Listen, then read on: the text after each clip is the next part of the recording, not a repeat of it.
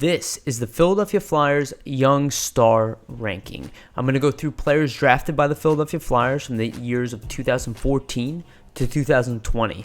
The catch is I'm going to do it by position. I'm going to try to avoid a lot of these apples and oranges situations, and I'm going to try to compare players that have maybe a future role alignment with the other players and try to avoid some of these goaltender center type of relationships. Let's get into it.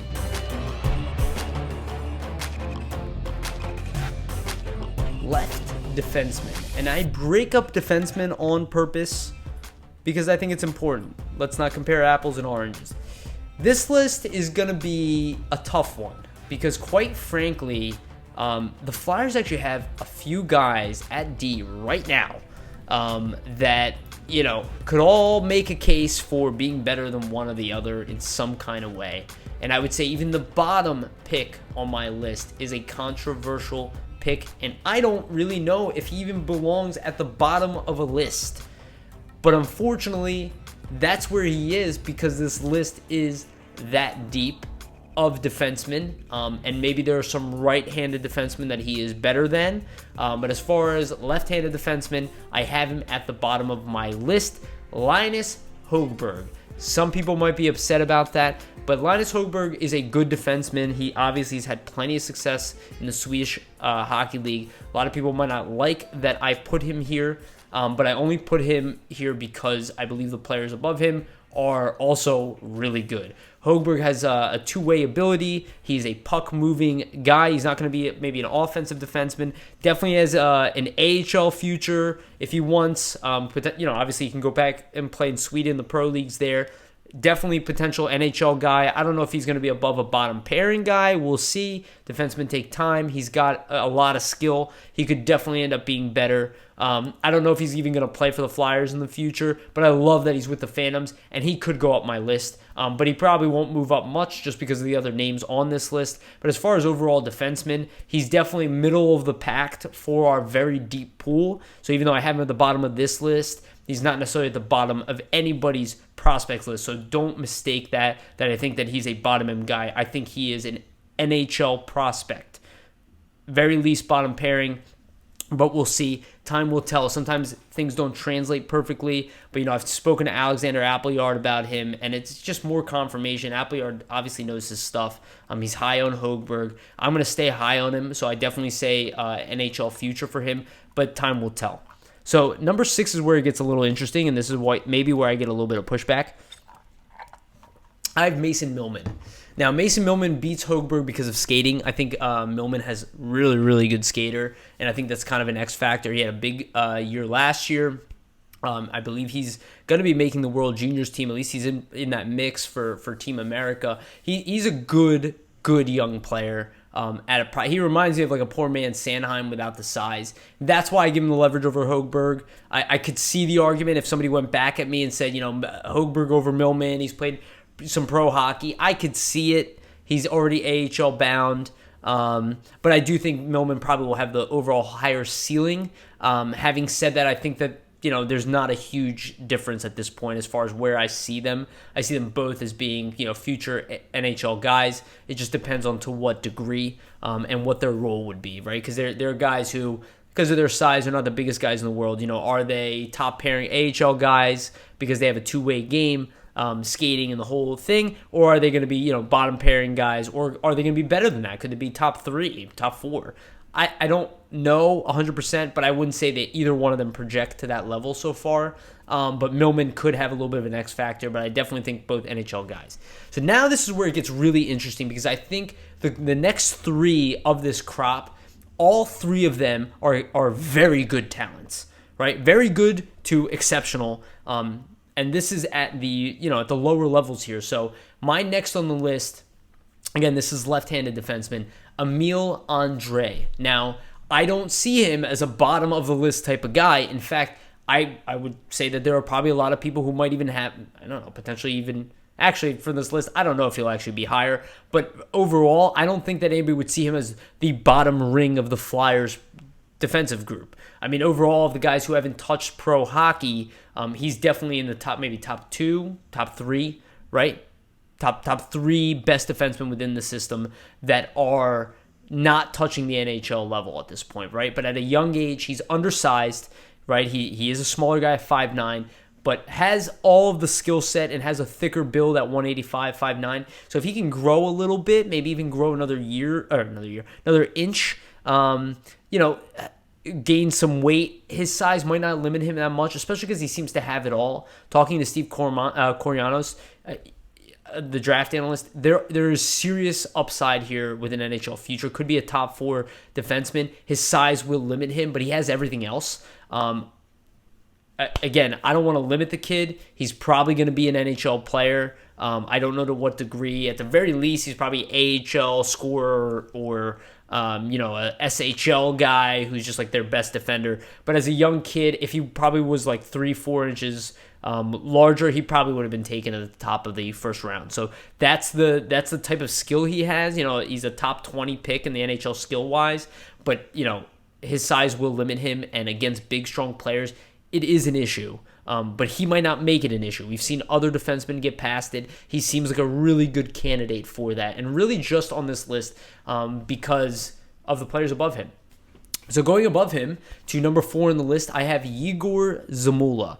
Now, Zamula is a big defenseman, undrafted, skinny, scrawny guy, offensive, but definitely two-way. Not just a pure offensive defenseman, had immense success with the Russian junior program, had immense success with the Calgary Hitmen, went undrafted, showed up at the Flyers dev camp, I said sign him immediately. As soon as I saw him playing in preseason games with not even a slight hesitation on any play ever, never even saw him sweat, I couldn't believe it. I said sign him immediately. I said the very least, this guy is an AHL top pairing defenseman, and it seems to me like he's going to do that day one. I suspect he'll have a very large role for the Phantoms when he plays, probably playing in all situations, most likely running the power play alongside some other guys that will have opportunities there as well. But I think we're all excited about Zamula. He didn't stay with the Flyers for no reason during the playoffs. They want him around the team. I think they see him as a top 4 defenseman. I don't know if he's going to be as good as Phil Myers. Myers, again, is just a bigger, thicker, maybe even a little bit better of a skater.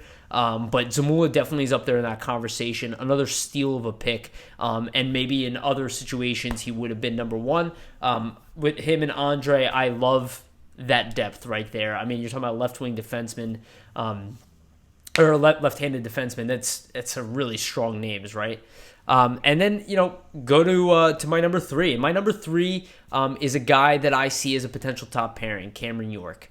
A lot of people don't see him as that. I've heard some pushback, top 4 guy, complimentary guy. I don't see that. I see top pairing, future number 1 defenseman in this kid. Outside of the fact that he's a little bit smaller, he's not the biggest, strongest, and he doesn't skate like Quinn Hughes. But again, he has the same build as Quinn Hughes, right? And he's put up ridiculous amounts of points for that U.S. development program, had really good success in college. And now the key element to all this, and why I say I think his potential as a top pairing, is his age. I've mentioned this quite a bit. He's about 6 months younger than pretty much everybody else in his age group as a defenseman. He broke a record for that U.S. development program as a defenseman and was the only other underage player, including Jack Hughes, the first overall pick. Like, I don't think the Philadelphia Flyers were interested in passing up on Cole Caulfield for a guy that they thought was maybe a number 3 in the draft. Or number 3 on your D. I think they, in their mind, were taking a future top pairing defenseman and a guy that they could rely on to play 22 to 24 minutes a night, and a guy that maybe in the future will complement Provorov. Maybe he'll be the guy behind him. But I do think that they'll give him a little more time in college hockey, depending on how college hockey goes with COVID. But he's got an NHL future very soon. I wouldn't be surprised if at training camp or any opportunity comes to be around the team, around fans, that people start bringing him up consistently. He's got a lot of depth in front of him, so there's no reason to rush him. I just don't know if he's really going to spend any time in the AHL. He might. I'm just not 100% sure of that. I just see an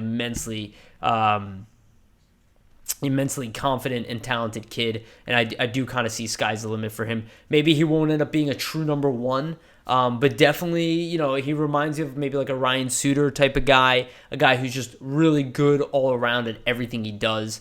And if you look at the way his coach spoke about him at the U.S. program and what they've seen in college hockey, the kid never got beat. And again, he was playing against the best players in his age group. That program was ridiculous, the U.S. program, and he was the number one for a reason. I suspect we're going to see his role elevate with Team USA and the upcoming juniors program. Number 2 on my list, and this one obviously makes sense. Can make an argument that he plays both sides, but Travis Sanheim. Number 2, obviously number 2. But again, just like York, I see him as I don't know if he's a number 1. Again, those are so hard to predict. A guy you can heavily rely upon all the time, and sometimes kids don't develop that way, but he's definitely a top pairing. I mean, his numbers, the way he was playing at the end of last season, his skating, his size, being a bigger kid, his maturity level, the fact he's improved every single year. He's gotten better than the year before without hesitation. I expect him to be better even next year, and probably why the Flyers feel like maybe Matt Niskanen leaving is not the worst thing in the world, because now it means that Travis Sanheim gets those minutes, and Travis Sanheim's pretty dang good. Maybe we'll end up being better than Niskanen ever was. So these are something we need to pay attention with. It's like this might be Sanheim's year. He's an immensely talented kid. Doesn't get enough power play time. Hopefully we'll get more. Doesn't get enough playing time in general, in my opinion, but will start getting it now. And I think the Flyers really wanted to ease their way into it, and I think it was smart.